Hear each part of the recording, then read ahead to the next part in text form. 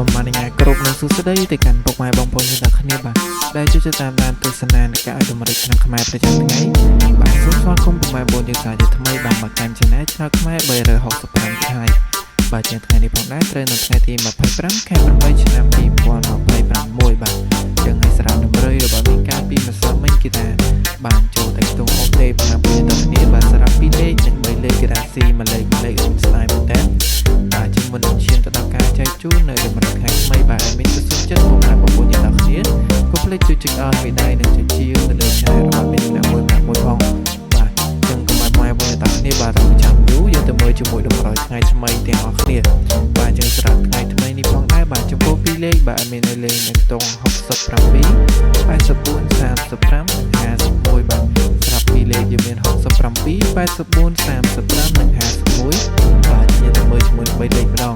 បាទយើងសម្រាប់3លេខបាទមាននៅលេខនៅក្នុង267និង541បាទសម្រាប់3លេខយើងមាន267និង541បាទហើយចំពោះអូបាទមានអូលេនៅក្នុង8បាទនិងមកក្រោយទៀតមានអូលេនៅក្នុង5បាទមានក៏សង្ឃឹមថាបងប្អូនទាំងគ្នាបាទស្រឡាញ់ពេញចិត្តតម្រូវរបស់មាននឹងបានយកទៅផ្សងសំណាងគ្រប់គ្នាតែម្ដងបាទចឹងសម្រាប់ថ្ងៃនេះផងដែរមានក៏មានតែប៉ុណ្្នឹងទេបាទចឹងមានក៏សូមបញ្ជាក់ទៅពុកម៉ែពួកយើងតែម្ដងទៀតបាទសម្រាប់ពុកម៉ែពួកយើងដែលបានយកតម្រូវរបស់មានយកទៅផ្សងសំណាងបាទកុំភ្លេចគុណ